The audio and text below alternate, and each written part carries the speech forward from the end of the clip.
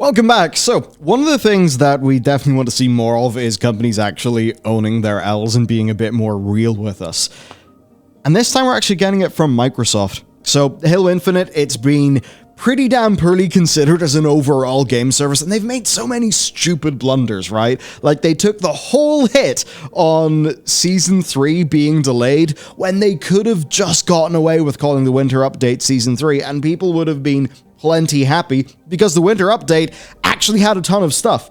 So amidst all of this silliness and of them essentially losing the narrative of their own game, Matt Booty has done a bit of a podcast, sort of podcast junket, and he's the head of Microsoft Studios, right? So he's heading up this whole big initiative. And on that, well, here's what he said in Halo Infinite. The classic runner's mistake of tripping and stumbling as you cross the finish line. We've got to recover. The burden is on us. So basically there, we've got a full acknowledgement that they have not been able to deliver the goods. And we're actually seeing that not just from like the game's community manager, but we're actually seeing that from a corporate perspective, which I think is decently meaningful. Now, of course, he does note that, like, yeah, they had the pandemic going on. They actually had a peak of 20 million players playing the game, which was pretty damn incredible. And, you know, ultimately have had all of these problems. So, you know, grats for shipping it, but they equally just did not plan stuff. It's kind of interesting. He said, there has got to be a plan for content sustain. There has got to be a plan for regular continuing engagement. And we just fell short of the plan on that. Which, to me, sounds kind of surprising. I don't know how you possibly manage to fall short on that plan, given how damn surefire everything is. I'm almost forced to wonder if it is the case that this game was actually in such a bad state as of the time of delay, that delay was enough to get the bare minimum of what would work. But evidently, at quite a high cost. I mean, so much of what they've had to do is undo silly things that have shipped, right? It almost makes me think, like, did they incur a whole bunch of just technical and design debt, all that sort of thing, in order to push themselves to hit that release date? And they now are forced to pay for that.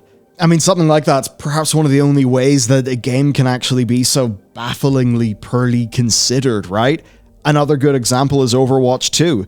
From what we've heard, Overwatch 2, a separate PvP experience, that was like something they turned around in just over like a year of core development work, apparently anyway, you know, when that decision was actually made to do the split. And that's another game that has came out clearly with a bunch of pros, but also a bunch of things that are perhaps not as well considered, though admittedly it does seem the long-term content pipeline is something that they've got just prepared a bit better. Anyway, as to what they've done, well, he says that they've retrenched, they've basically changed how the team is set up, they've got some changes in leadership. I thought it was interesting that he spoke like that. I mean, obviously that'll feel pretty bad for the outgoing leadership, but maybe that's a bit of a thing. Well, is he trying to finger point, or is he perhaps just saying, no, change is good because the current thing didn't work? Probably more of the latter, but anyway, he did all of that, ended then with a direct address to the fans, which is always how they've been trying to frame this. It's weird. I mean, 343, they've completely lost the narrative, even though when you actually look into a bunch of their posts, they are well written, and they are clearly all with a knowledge and consideration that things are not ideal.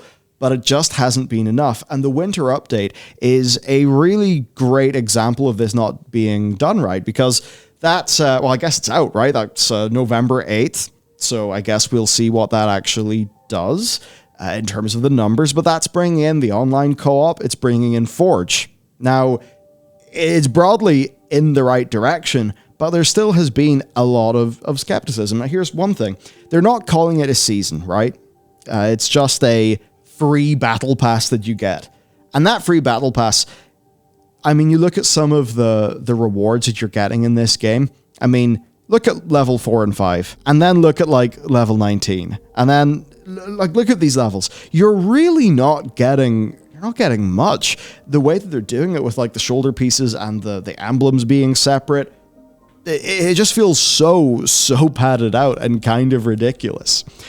This is something the community's been pointing out, and I guess much like the situation with Overwatch 2, it's another example of the free-to-play versions of these games really feeling so much more unrewarding for the core player base who actually would purchase the game at purchase price and continue to show up because it's the game that they like. So it's almost as if the price that you pay for your amazing 20 million concurrents at launch is a game that is less sticky, that is playing a numbers game, but it's not designed to have a good enough conversion rate to actually win at the numbers game.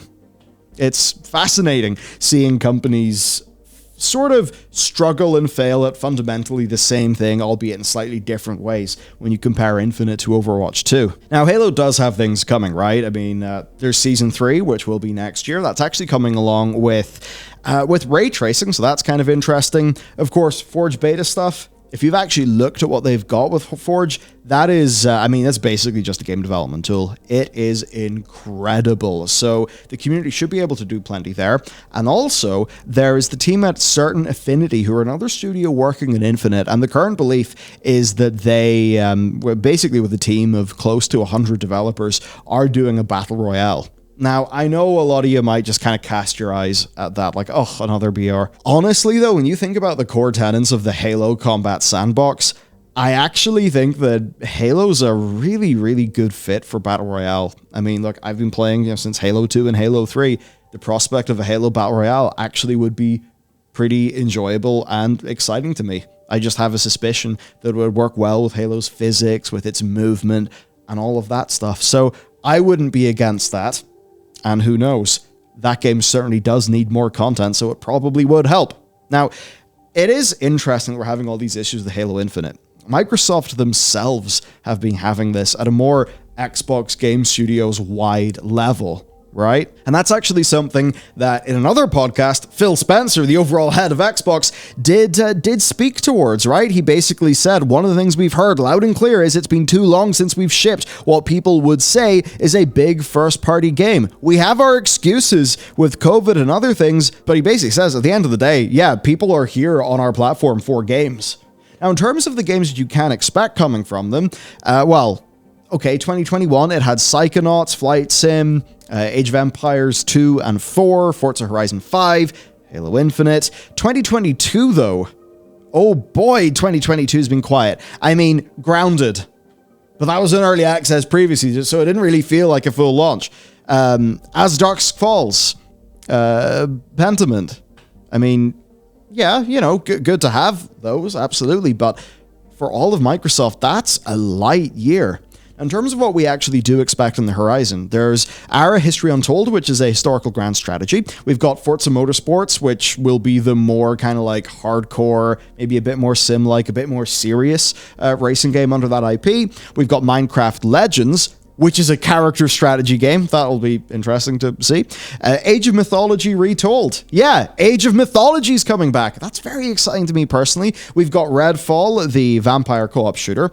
And of course, Starfield, which, as much as I know, a lot of people are very, Bethesda. No, I'm down for a big Bethesda RPG in space. But I don't know, it does sort of appeal to me specifically anyway. But overall then, it is interesting. We have these ongoing stories of Game Pass going bigger and bigger and bigger. But now Sony has its own version of Game Pass. They've got all of the cool advancements in the streaming tech side of things. But we also know that in terms of core console sales, Microsoft are significantly behind Sony with the PlayStation 5. That's actually something Microsoft basically wanted to be known because from their perspective, it makes them look weaker in the market to regulators. And of course, they really, really want this Activision Blizzard thing to go through, right? Because hey, if you've got World of Warcraft, Overwatch, Diablo, Call of Duty, which pulls in like a billion in its first 2 weeks, like you obviously want these things. So overall, it is quite interesting. I do think that there's a chance they could claw Halo Infinite back. I think that if the Forge mode is good enough that it starts to actually create really cool moments on Twitch, it gets the game sites actually making articles that are raising awareness because it's just cool shit that people have built in Forge, that could get some awareness back. And if they can actually just keep the seasonal content going with just more maps, more stuff to do, it's a game that could slowly crawl back. But I think it's absolutely the case that their chance of being a cultural juggernaut, that I just don't think that's going to be possible. I think the best they can do is get back to having, the whole core Halo crowd plus some expansion. But if they maybe wanted Halo to come out with the power of like Apex Legends or maybe the viewership of Valorant, that obviously is what they would have wanted. It is obviously not what has happened. They had their chance and the hits did not land. I really hope they can in the future, though. So I suppose I'll end by saying good luck to 343. I want this game to be a big success.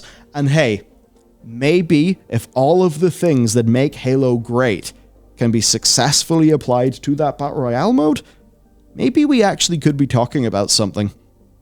Because so many of my favorite Halo moments are in a crazy big, big team battle map.